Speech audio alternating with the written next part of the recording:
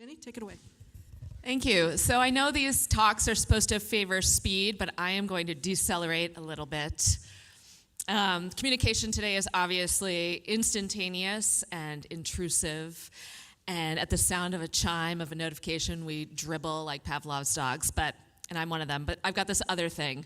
So the sight of this particular vehicle gives me a frisson of anticipation.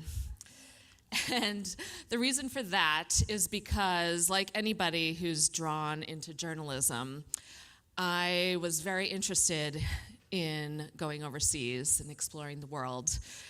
And unfortunately for me, my parents thought that my wanderlust could simply be satisfied by dedicating an afternoon of our Orlando vacation to the International Pavilion at Epcot. I think this slide needs to advance a bit.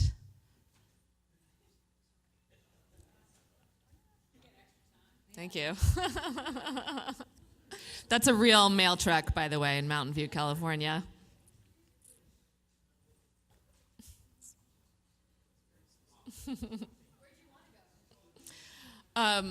Any country ending with the letters IA: Mongolia, Namibia, India, Cambodia, Croatia, Italia.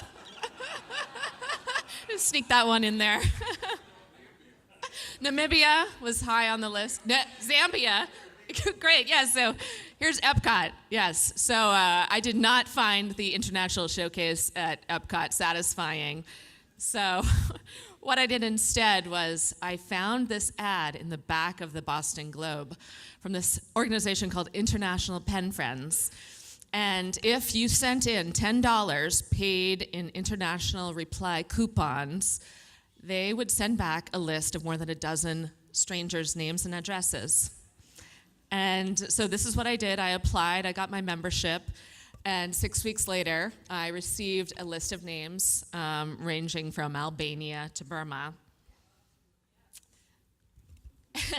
So when you are engaging in a correspondence, in a pen pal relationship, you've got to bring your A game on your first letter, because to send a second letter unresponded to is a faux pas.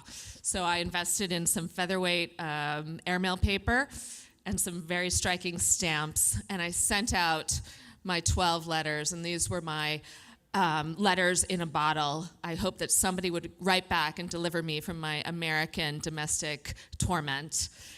And I was successful. I got replies from all the countries shaded here in blue, which was pretty exciting. And so, looking back at these letters, I realized right away I'm stunned by how quickly they've become geopolitical artifacts. Forget about the fact that they're letters and nobody even writes those anymore. Just look at the stamps denominated in these now obsolete currencies: the drachma, the franc, both Belgian and French.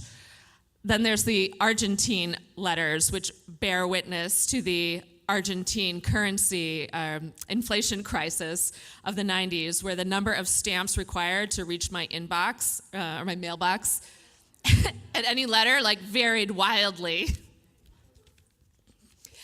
And stamps themselves, I think, are such charming, tiny little portraits that reflect a country's heritage, its natural beauty, or its very eclectic taste in the arts. We're gonna miss you, stamps. The letters themselves, they're both at the same time universal, but also distinct to their time and place. Teenagers everywhere have to get through all the biographic data, like the age, your siblings, your favorite school subject, your most dreaded school subject, your favorite band. But once you get that information out of the way, then you can really get to know a person and their country. And this was a real letter I got. I was so excited to be sending mail to the Soviet Union in 1990. I felt like my mailman's gonna start suspecting me of something. But I got a reply back from Rita from Vilnius, and she said, "Is not writing USSR."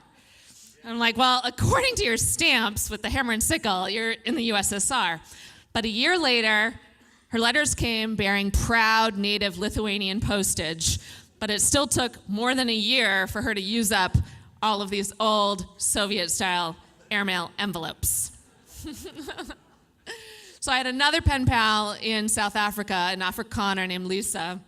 And in 1994, our correspondence got really sporadic because there was all of these protests and strikes related to the first election open to all races in South Africa. And I was like so interested to hear how this election went. And finally, she wrote to me after June, and she's like, yeah, we had an election, but can you believe that Kurt Cobain died? Isn't this terrible? But my favorite pen pal of all was Hinako from Japan. She was so prolific, and she sent these amazing letters just jammed with these heartfelt reflections about Japanese society and about cram school and exam stress and bride education classes and how she really didn't want to take them. But then there was this horrible earthquake that hit her city, and I didn't get letters for a while. And when she finally wrote back, she said her dad had to move away and fulfill his duty as a salaryman. And if there's any pen pal I could look up, it would be her. But I did have some encounters in real life. A girl named Aurélie invited me to her house in France. And my mom was like, it's 1991 and the movie Taken has not hit movie screens yet. So I'm going to let you put your 14-year-old self on this plane to Paris via Newark, then make a transfer to Bordeaux and go stay with these people that I've never even so much as seen a photo of because, bon voyage. But luckily, the Fruin-Scholes family, they were not human traffickers or organ harvesters, but they got me hooked very badly on Nutella. In 2008, I found myself going to Reykjavik, and I had recalled my Icelandic pen pal, Sigurbjörg.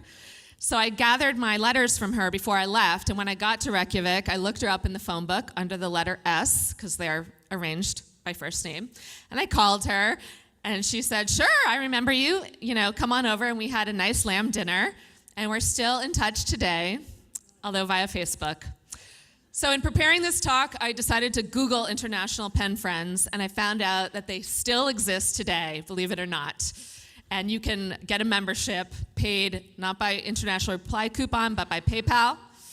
And so my hope is that a younger generation today can do for writing to foreign strangers what they did for collecting vinyl records, adopting caveman diets, and artisanal mustache grooming, and make this a revived thing that can open up young people to the world and give them that same thrill when they see a mailbox or a mail truck.